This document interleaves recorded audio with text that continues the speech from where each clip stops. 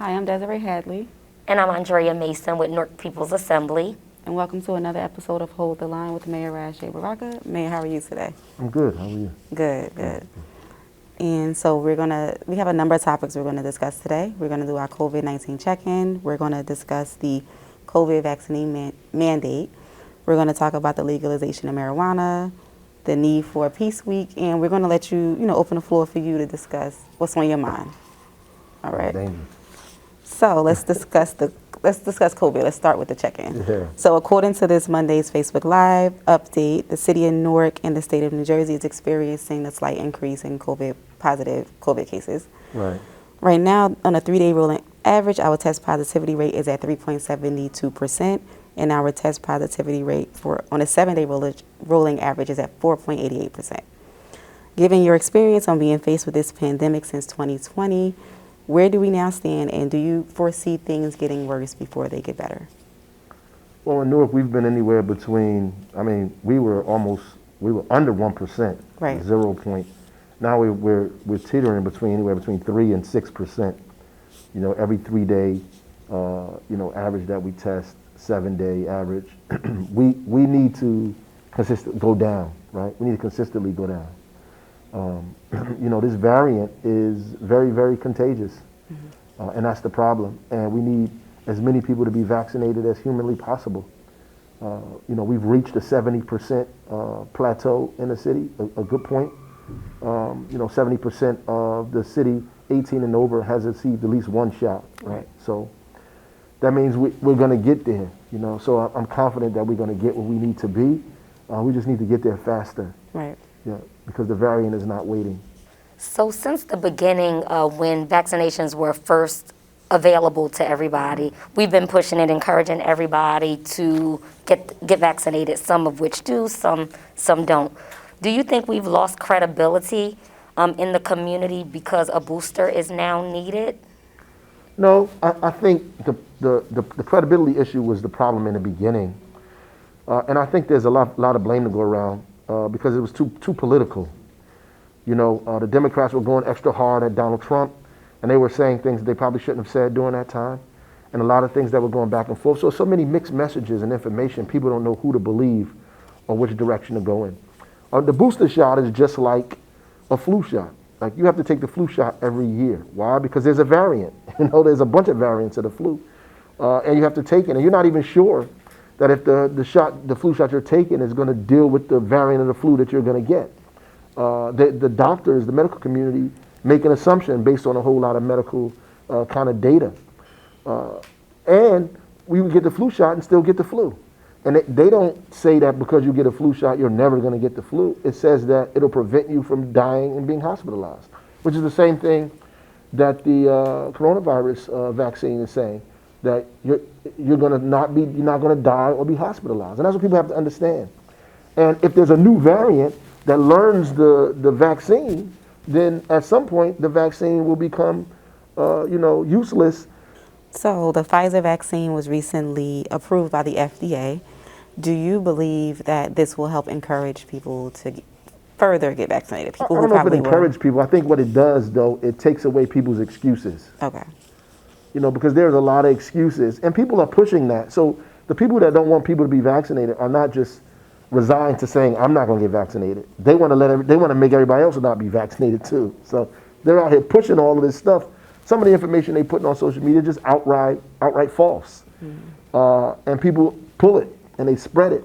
And then it creates doubt, scare. People get scared and hysterical. So, I think that because it was approved, it takes away one of the excuses that these folks use. All right, so let's move on to the COVID vaccine mandate for City of Newark employees and state employees. So your administration put out an executive order on August 11th making vaccinations mandatory for all city employees. Why did your administration feel like this was necessary? Because the city and public workers are public-facing jobs. We deal with hundreds and thousands of people. For example, a guy came in my office the other day. He tested, a couple of days later, tested positive for coronavirus. I had to get tested, even though I'm vaccinated. Had to get everybody tested. Why? I come in contact with seniors, with other individuals, with all kind of people that I'm in contact with in the course of a day. I come in contact with hundreds of people in the course of a day, and then they're in contact with hundreds of more people, right? So that same principle is what needs to be used with city employees. If you're a police officer, a fire official, how many people that you come in contact with? If you work in the in contracts office or UCC or in the health department, you come in contact with children, parents, elderly, all these people. And so it's prudent for us to be vaccinated because we need those people need proof and they need safety against us. You know, not just us for them, but they need safety against us because they need to be assured that when they come into City Hall, when they come to get services, then they're not walking into a petri dish of coronavirus. So I know you've probably been asked this question by some employees, but I'm still getting the question, why is it that we're mandating vaccinations without mandating the testing since vaccinated individuals can still get coronavirus? Well, we are mandating testing for those people who are not vaccinated. We have it mandated because, I mean, the science doesn't say we have to mandate it. It just, we encourage people to get tested, not as much as people who have not been vaccinated, but I think you should still get tested once in a while because you come across people and everybody is not truthful. And in the beginning, you know, this was our shield. And they were telling people you're safer around vaccinated people. If you're around vaccinated people, you should feel safe. Now everybody's a suspect because you don't know who they've been around, right? Mm-hmm. And we know that vaccinated people still can carry the virus, you know, probably not at a higher load as the other folks, but we still can carry it, right? And so we're afraid. And so you still should probably be getting tested once in a while.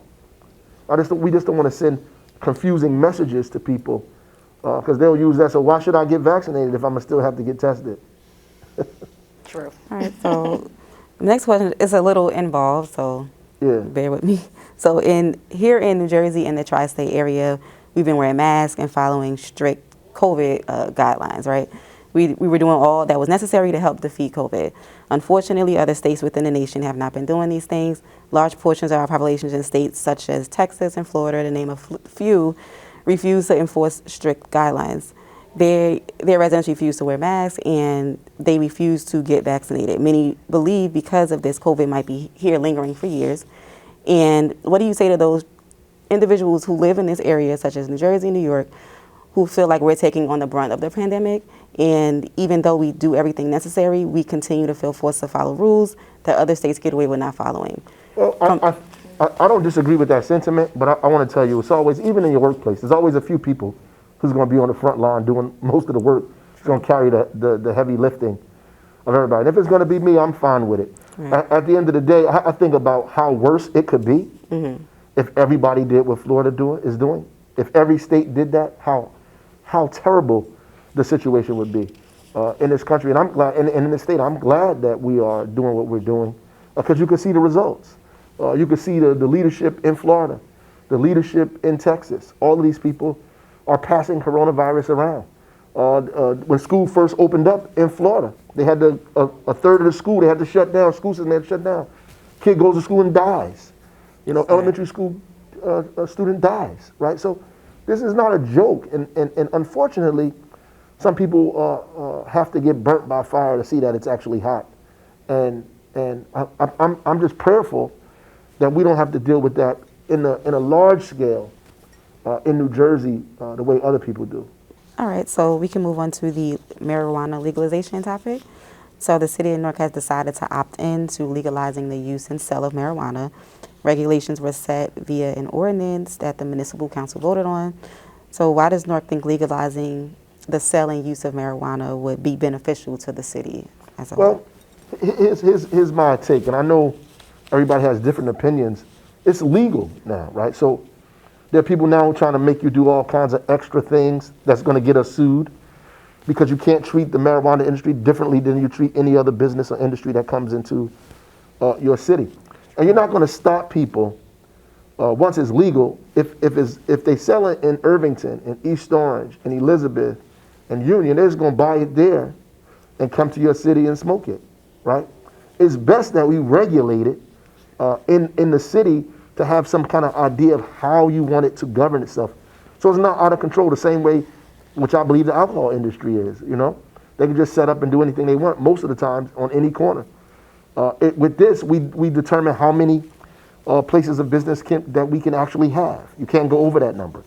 Where they actually can be, you can't go over that number. You can't put it anywhere else. We regulate it, right? And then we get the tax benefit from it being in our city. We get to raise revenue from it, and any jobs that it creates as a result of that, people get them. There are people who are opposed to alcohol, but they're not opposed to their son working at Anheuser-Busch.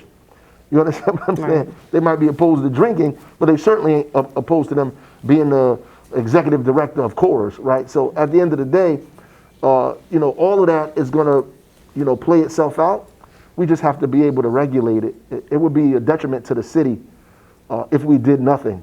What do you say to residents who feel like drugs have had such a negative impact for years in Newark, and this will not help the city? It has a negative impact because it's not regulated, because it's loose and wild, because people are selling it on a black market, because folks have to go to the corner and do anything they want. It creates violence and crime as a result of that black market. We can't determine where it's sold and what for purposes and whatever, all that stuff. And the same way around alcohol, right? We have to regulate this stuff, because the use of drugs is a sickness, right? It's not, to me, it's not criminal. The selling to people because the law says you can't is criminal. Right. But you wanting to take, cough syrup, which by the way is legal, you wanting to take cocaine and heroin the way you do it is an addictive kind of thing. It is a medical issue, right? And it's not a criminal one. My next question is legislation in the works to help expunge records of individuals who may have served jail time or due to the possession of cannabis during a time when it was illegal? Yeah, the decrim stuff is still being fought for on a state level, thanks to people like Senator Rice, still fighting for decrim and making sure. And that's, to me, a hallmark, should be hallmark of all the legislation. Like, you can't make it legal to sell marijuana and have people in jail for 20 years for selling it, right? So it doesn't make sense. Right. Have to figure that out. People can't get housing, federal housing, but it's still legal. You can't get a Pell Grant, a loan from the government, and it's made legal in states. You got to figure that out, and fast, or it adds to the more inequity that the country already faces. So I guess we can move on to the Peace Week conversation. So the Office of Violence Prevention and Trauma Recovery is hosting a Peace Week. It starts from August 30th and it ends September 5th, where the 24 hours of peace celebration will take place, right? Right. So why is there a need for such a peaceful celebration here in the city? I think we need it. I mean, it's a trauma exists in Newark for decades, We need every outlet that we could get to address this trauma, not to pretend that it doesn't exist. And I think that's been a problem with most cities in America. We pretend, we substitute our pain for toughness, right? We say, oh, we tough because we went through this. No, you damaged because you went through this, right? My father was in jail. My mother died. All this stuff happened. I got arrested. I got shot. I'm tough. That's what we go. We push Brick City. No, it means you're damaged, right? That there's something wrong emotionally, psychologically. It has to be addressed. And I think the Office of Violence Prevention, Trauma Recovery is trying to address the trauma. And I think addressing that trauma helps us eventually reduce crime. And so Peace Week is another way for us acknowledging this trauma and coming up with opportunities to kind of address it in various ways that we can, to identify that we know the data. If you live in a household where your siblings or somebody's been arrested, you're more likely to be arrested. If you're in a household where people have been victims of violent crime, you're more likely to you're exposed to violent crime, you're more likely to commit or be a victim of violent crime. That's what the data tells us, right? So we know how many people in the city have experienced that and what neighborhoods. And see, we know that they're more likely to engage in these practices, right? And so that has to be treated and not ignored. All right, Mayor, thank you. Yep. And thank you, everyone, for watching.